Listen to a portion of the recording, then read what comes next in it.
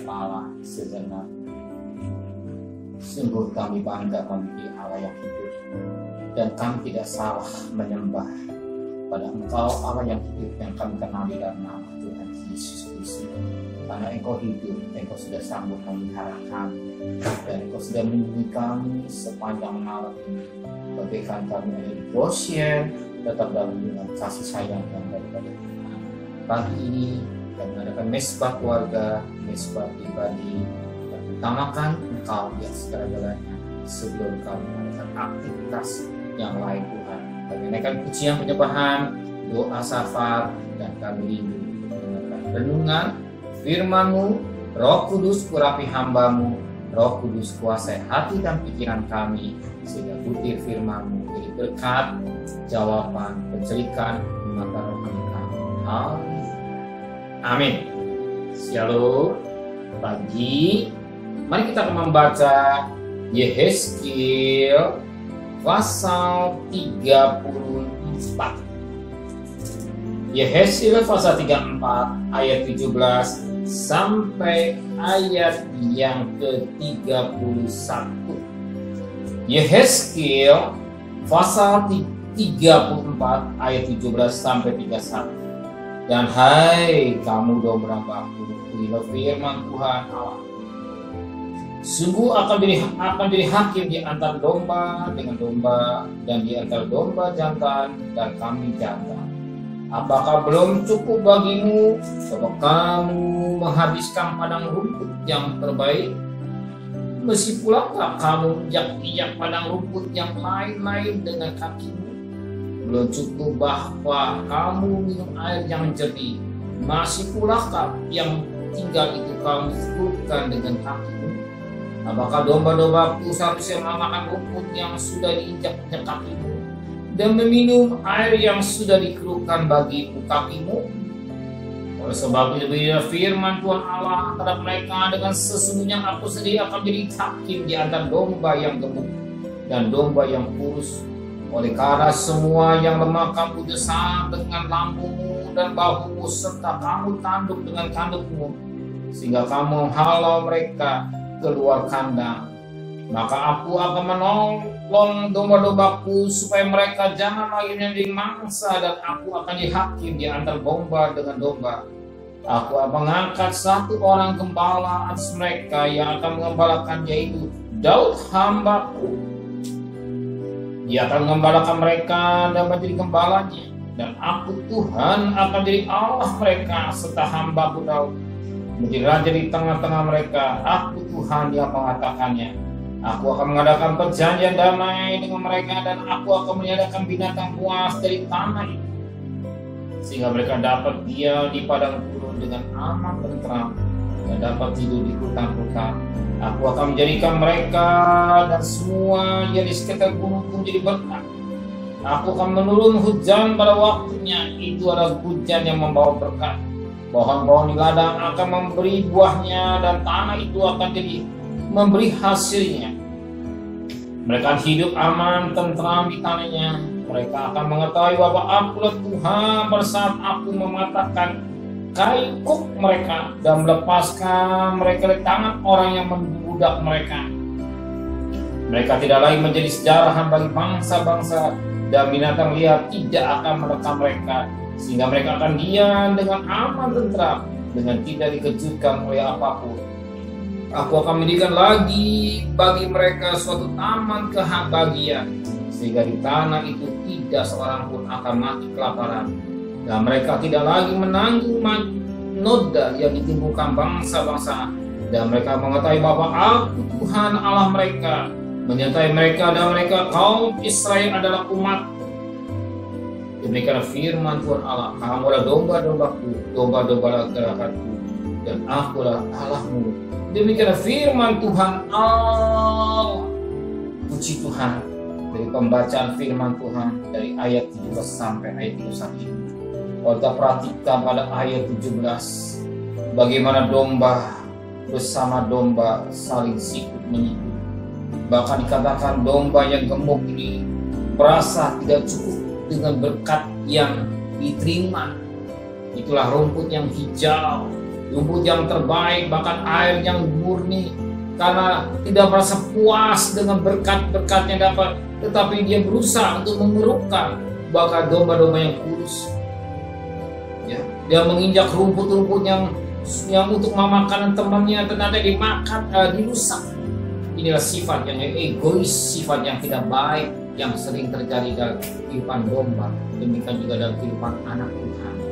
Kita ada domba-domba ya Tuhan. Jangan kita punya sifat egois, hanya mementingkan diri sendiri, tidak memperhatikan mereka yang membutuhkan makan, membutuhkan minum. Penting buat aku, selalu buat aku, sebagaimana orang kaya yang bodoh. Dan Lukas 12 itu, orang kaya bodoh hanya buat aku, tidak memperhatikan orang yang lain, egois. Dan apa yang terjadi? Tuhan melihat sikap yang tidak baik dan Tuhan marah.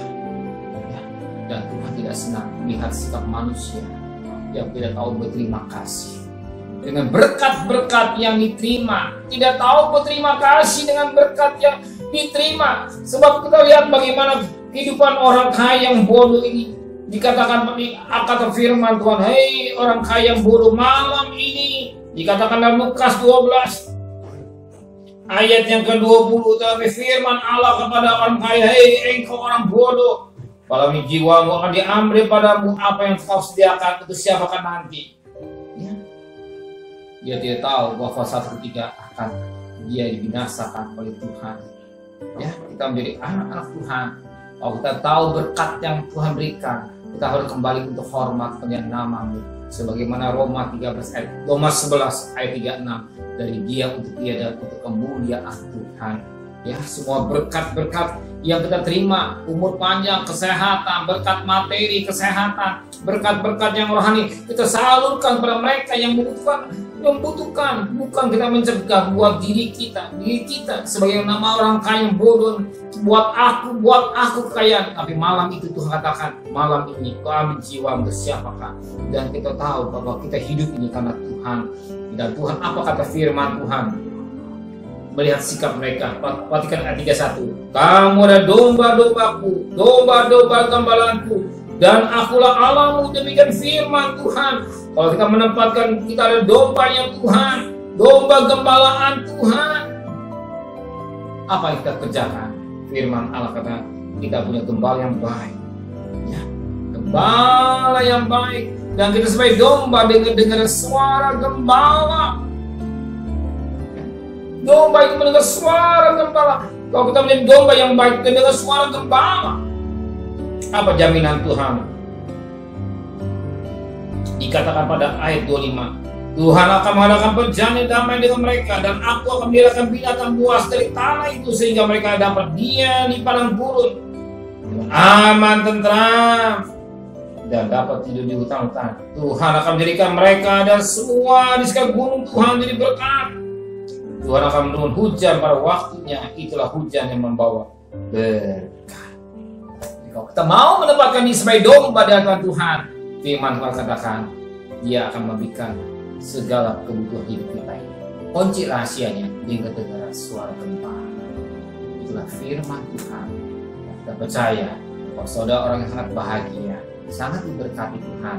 Kita mau dengar suara gembala, itu firman Tuhan yang menuntun hidup kita. Sebab firman Allah, Mazmur 19 ayat 105, firman ada perintah bagi kita. Ya, kita mau dengar firman Tuhan dengan baik, menjadi domba yang manis, yang tidak egois, tidak mementingkan diri, dan memperhatikan juga mereka. Kalau dipakai, diberkati Tuhan, kita kembalikan berhormat untuk kemuliaan nama Tuhan. Kita mau? Amin. Terima kasih Bapa di surga. Biar kami menjadi domba-domba yang manis, yang tidak egois, yang tidak mementingkan diri sendiri. Kalau kami diberkati, kami salurkan buat umat mereka yang membutuhkan makanan. Sebab kami percaya kalau kami lakukan menjadi domba yang baik, Engkau berkata tadi Yesus dalam pasal 34 ayat 31 ini, kita umat domba milik Tuhan. Tuhan adalah gembala yang baik. Tuhan juga mencurahkan berkat dalam hidup kami, berkat secara rohani dan berkat secara jasmani. Di mana sementara kami cari nafkah, Engkau disiapkan berkat segala usaha kami, pekerjaan kami. Terima kasih Bapak, kami pertaruhkan keluarga kami semua kepada Tuhan, lindungi sepanjang perjalanan hari Tuhan. Jangan sampai kami terpapar pesona, tetapi lindungan kasih sayangnya dan Tuhan. Bagikan kami ada umat ada di Kroasia, tempat pengembalaan yang dari Tuhan. Terima kasih Bapa, terima kasih Tuhan buat perhatian Tuhan yang sedemikian rupa buat bangsa kami Indonesia, dan melihat cintamu sedemikian rupa yang sakit semakin berkurang, yang meninggal semakin berkurang banyak, tetapi yang sembuh semakin banyak. Bahkan melalui vaksin mereka mau taat dengan negara atas pemerintah, semua demi kebaikan mereka, untuk kebaikan mereka, sebagaimana Roma 13 ayat 4, semua untuk kebaikan kami. Terima kasih Bapa di surga. Kami berdoa untuk Bapak Presiden, Wakil Presiden, para menteri, para gubernur, para bupati, para wali kota, para camat, para lurah, para RW, para RT, para medis, para relawan, para TNI, para Polri, bahkan mereka-mereka yang bertugas di depan, berkat kesehatan, nikmat yang dari Tuhan, pelihara keluarganya sebagaimana Kau pelihara mereka. Melalui nikmat dari Tuhan, dia mampu mengatasi COVID ini berjalan. Biar Tuhan, biarkan negara kami diberkati oleh Tuhan. Terima kasih Bapa, segala terkasih. Terimalah berkat nikmat dari Allah Bapa, cinta kasih sayang dari Tuhan Yesus Kristus, dan berkat Roh Kudus di atas saudara hari ini sampai Maranatha Tuhan Yesus datang. Yang cinta Dia katakan, amin. Tuhan memberkati.